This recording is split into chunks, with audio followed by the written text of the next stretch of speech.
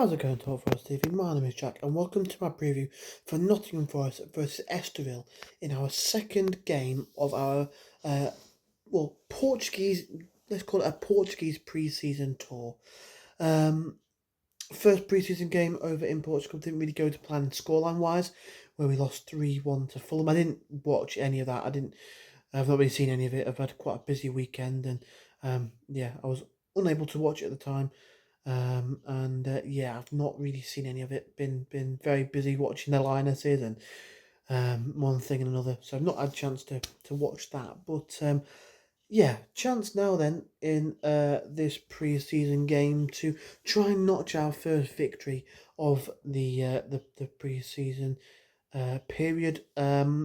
Estoril have played 3 pre-season games. They won their first, but they lost the second and third. So they're not on the greatest of form, and they look to be a side that I would say we should be going out there to try and beat. And they finished 8th place in the Liga NOS, or the Portuguese Primeira Division, last season. They're not a bad side, Estoril. I think they're a team who maybe in a couple of years, if they invest the money correctly, if they have money or they have players they can sell to generate funds, and maybe look to do a few things correctly, they could maybe be knocking on the door for some sort of Conference League or Europa League position. But at the minute, 8th place in the division isn't bad. It's nothing to be scoffed at all, sneered at, and I think it's an opportunity for us to again test ourselves and try out one or two different things. It's been a very, very manic week in the life of Nottingham Forest. After the Fulham game, and I did not miss this bit, Morgan Gibbs-White re-signing for Nottingham Forest, signing a new contract to remain at Nottingham Forest, just when everyone thought he'd gone. A couple of weeks ago, everyone thought he'd gone. He was out of the club. To Tottenham, 60 million release clause being met, which we never even knew existed, but we thought that was that. We thought he'd moved on. We thought he'd be going to North London and he wouldn't be at the City Ground anymore. But it turns out that wasn't correct. Tottenham illegally approached Gibbs-White, and Marinakis was not having that at all.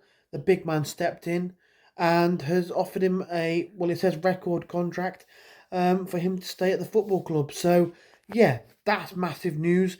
I'm not too sure personally on how the situation works out, whether it's a case of Marinakis kind of, I don't want to say forcing Gibbs-White, but not really giving him an option, or whether it's the fact that Gibbs-White wanted to stay and he's happy to stay at the club.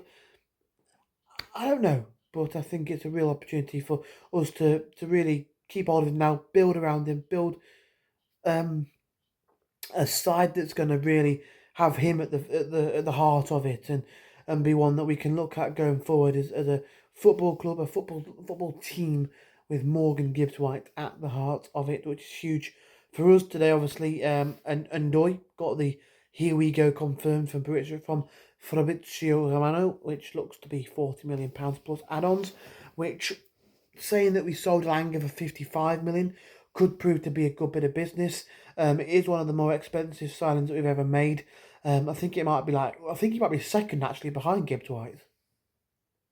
So in terms of what we have done in the transfer window in our history, it's one of the bigger options, bigger offers, that we've given to a player, and he's got weight on his shoulders to come in and to do a job and to do what is needed of him to fill in the gap that Alanga's left. But from the clips I've seen and from what people have said, he looks quite exciting. So I'm interested to see how he does for us. I think the few teams over in Italy were really interested in him.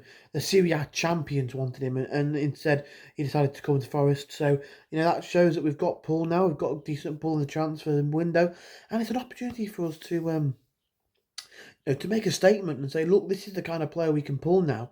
Someone who was wanted by top level players in Italy, top level clubs in Italy, but he took the option to join Forest. So fantastic. obviously we're not going to see him on Wednesday night. Obviously not, because he's only just linked. He's not even been announced by the club yet. So yeah, look, it's going to take a bit of time for us to see him in the Garibaldi, but I think it's an exciting signing. Linked with a couple of other players as well. Adama Traore is someone I've seen as being linked to. Ben Doak. So we're moving finally in the transfer window, and hopefully we can look to add to the squad and fill it out a little bit more. But yeah, excited for what's going to happen going forward. But our first point, like I mentioned earlier on, is the Estoril game.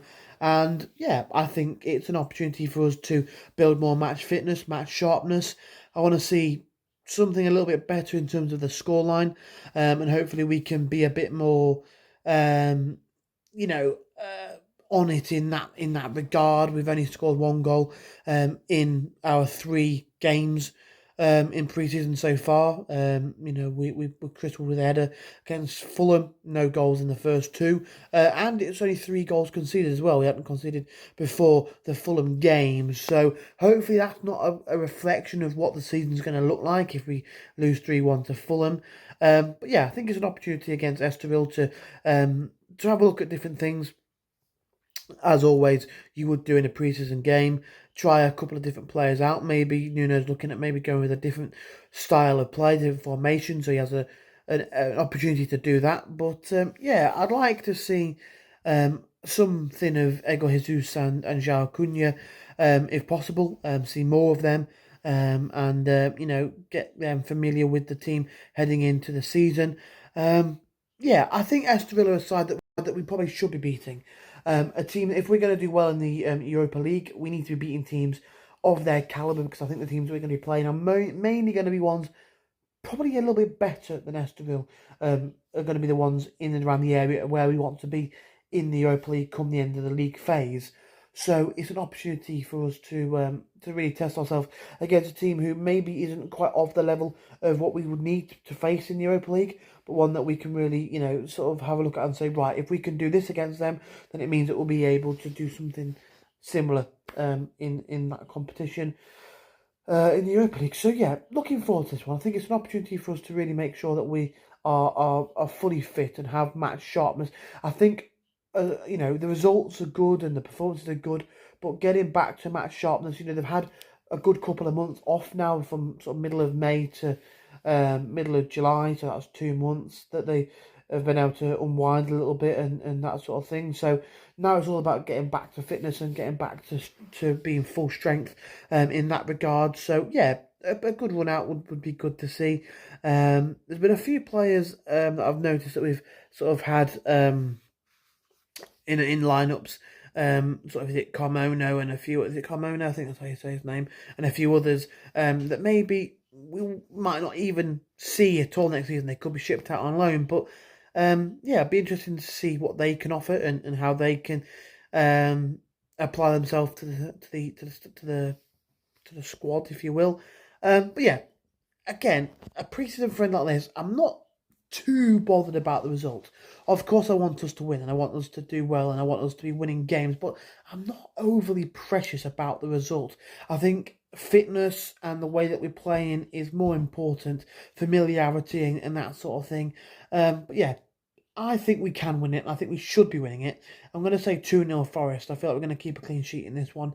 But look, who knows what's going to happen. I'd love to see us win it, but we'll have to, we'll have to wait and see. Be a good run out for the boys, and hopefully we can get back to or get to winning ways for the first time in this pre-season period, and get a win. It would be nice to get a win. But I think things like fitness and match sharpness are the most important. And yeah, maybe bring some of the youngsters through and show what they've got if they've travelled with the squad. Looking forward to this one. Hopefully we can get a bit of more match sharpness in the legs, and a win would be lovely. But again, not the end of the world if it doesn't come our way. So if you did enjoy that video, smash the like button, subscribe if you are new around here. Let us know in the comment section down below what you think might happen in the game and all that good stuff. And